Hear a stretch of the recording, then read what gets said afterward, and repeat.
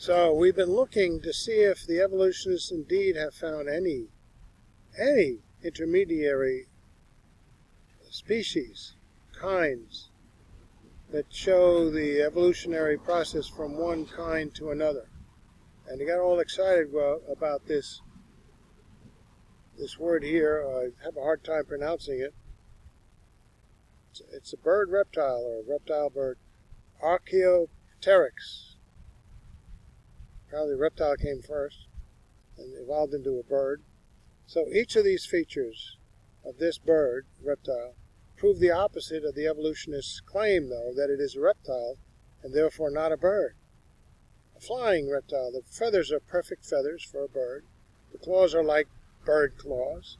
The teeth are like bird teeth. The wishbone, which is a requisite of a powered flyer, is a perfectly good wishbone. Very strong. In fact, larger than most.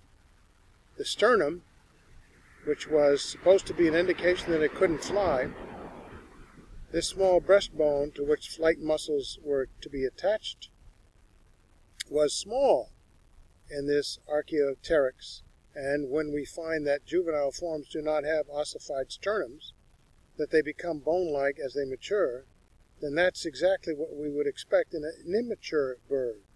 The brain, we're told by evolutionists, was very lizard-like, but as they extracted the fossil from the matrix, they found that they misinterpreted the midline and thus misinterpreted the size of the brain. So now then, he has a bird brain after all. He has bird legs and a jaw that articulates just like birds and not like the reptiles. He has ankles and feet, again like birds and not like the reptiles, and bones, which are just like birds. So it's not even like a reptile. The similarities are too far apart to claim that it was a reptile at one time and evolved into a bird. And so all of these features of the Archaeopteryx, Archeo, are the features of birds. But the real knockout punch regarding this bird came just recently from the Texas Tech. Notice in Nature, fossil remains claimed to be of two crow-sized birds, 75 million years older than Archaeopteryx, have been found. A paleontologist at Texas Tech University who found the fossils says that they have advanced avian bird features. Tends to confirm what many paleontologists have long suspected, that Archaeopteryx is not on the direct line of reptiles to modern birds. Well, there's almost for an intermediary species. Similar designs here and there, not the same, doesn't mean one evolved into another. Maybe an intelligent designer created things with different features on a theme and not for evolution. Well, if they suspected it, they sure did not let it leak into any of the textbooks, because all of the textbooks tell you this is a perfectly good missing link. It's the best there is. That's their best shot. Furthermore, how can Archaeopteryx have led to birds if the birds go there before he did? Crows came before this intermediary species that led to birds, but there were already birds there. With all the information available, we notice a statement by W.E. Swinton from Cambridge, one of the leading authorities on the subject of birds and bird fossils and their comparative physiology. He says the origin of birds is largely a matter of deduction. There you go, belief. There is no fossil evidence of the stages through which the remarkable change from reptile to bird was achieved. I don't know, maybe they both came there at the same time. Let's throw a 52-card deck up in the air and see what falls. When you look at the difference between the reptile and the bird, the physiology is dramatically different, from the lungs to the heart to the bone structure.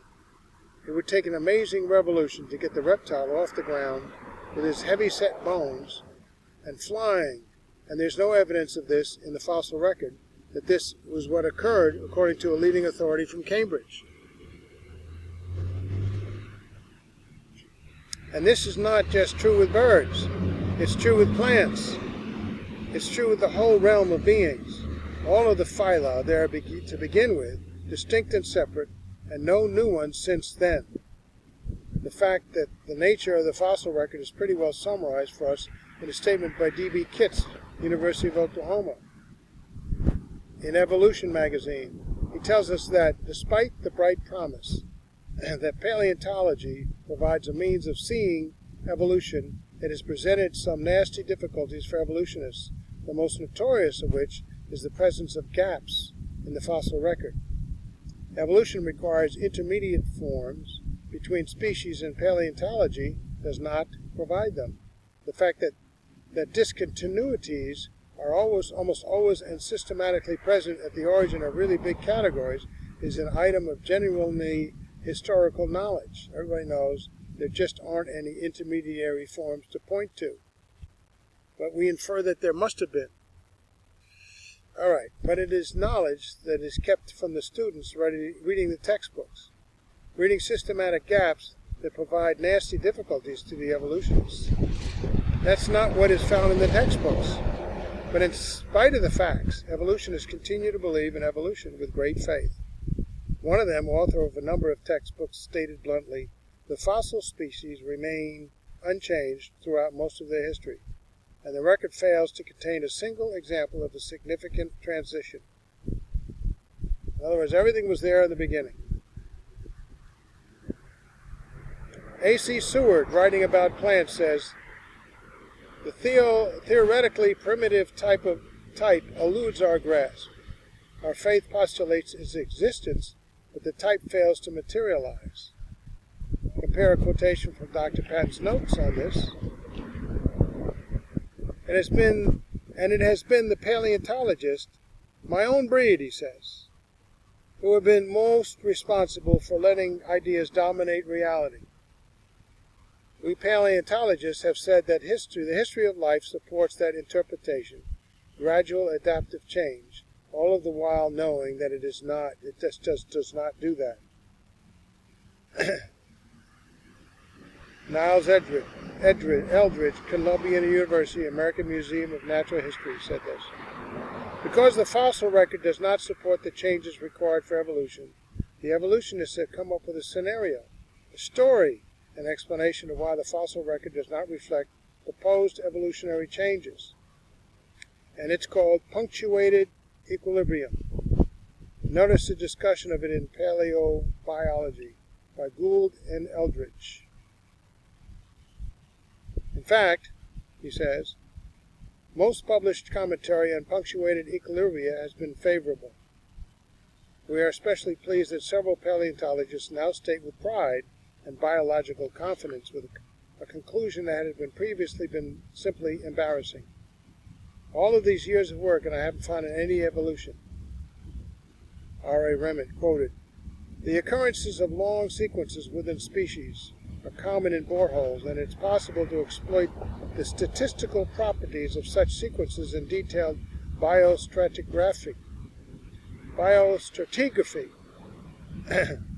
It is noteworthy that gradual, directed transitions from one species to another do not seem to exist in borehole samples of microorganisms. So this man, scientist, paleontologist H.J. McGillivray, quoted, during my time of work as an oil paleontologist, I had the opportunity to study sections meeting these rigid requirements. As an ardent student of evolution, moreover, I was continually on the watch for evidence of evolutionary change.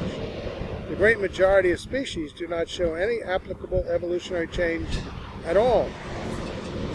These species appear in the section first occurrence without obvious ancestors in underlying beds and are stable once established. They don't change in anything else. What they're saying is that the transition to a new species went so fast that you don't see it, and so you don't expect to find it in the fossil record. And that's what the evidence, what's the evidence for that? The fact that you don't see it? Of course, that's not positive evidence by any means. And we have a quotation from Science, Gabriel Dover, Cambridge University, on his analysis of punctuated equilibrium. He said that he felt strongly enough to call species stasis the single most important feature of macroevolution. Now you talk about double talk. It's stable. We don't see any change. We're not supposed to. But it happened. Was this so sudden? What is it that's the most important feature of big change? Answer, staying the same. Wow, really? Now evolutionists are saying that they know that it changed, but they don't ever see it change. So what do they conclude? It must have changed so rapidly that they just didn't see it. Now magicians can do that. It's called sleight of hand. Now we're talking about sleight of written word, of mind. Notice the statement by Stanley in his new book, The New Evolutionary Timetable. He says, the record now reveals that species typically survive for 100,000 generations, or even 1,000,000 or more, without evolving very much. We seem forced to conclude that most evolution takes place rapidly. So fast, you don't even see it. Need a deck of cards here. Now, you don't see any change. What does that prove? That you're wrong when you say that they changed? I think that would be reasonable. No, they never changed, and they never acknowledged that. Notice his conclusion. Since they don't see a change, we seem forced to conclude that most evolution takes place rapidly. Well, sleight of hand takes place rapidly. You've heard about the old shell game. Oh, there you go. Now you see it, now you don't. Well, this is a little bit worse. You didn't see it then, so you don't even get a chance to see it. You don't see it now, either, and you never will see it because it went so fast you never will. Now, it's not based on the evidence, but the lack of it. A story to patch up and to tell why the evidence is not there. This problem that is facing them is really monumental because they don't have a mechanism to produce this change, any rapid change. But we have an intelligent designer. His name is God, the God of the Bible. Notice Gould's statement from Hobart and William Smith's College, 1980, regarding mechanism. He says, a mutation doesn't produce major new raw material. Now that's the mechanism which provides in most of the textbooks mutations. But he says you don't make a new species by mutating the species. That idea existed for decades. That's a common idea that people have, that evolution is due to random mutations. But everything has changed now. Mutation is not the cause of evolutionary change, they say. Stanley goes on to say that life originated via punctuational model of evolution, operated by a natural mechanism, of which they don't know what it is. They don't know about this. They don't know what the details, whose major effects are wrought exactly where we are least able to study them, small, localized, transitory populations which we'll never find. The point here is that if the transition was typically rapid and the population small and localized, fossil evidence of the event would never be found. Wow. And for these, they get their doctorate degree.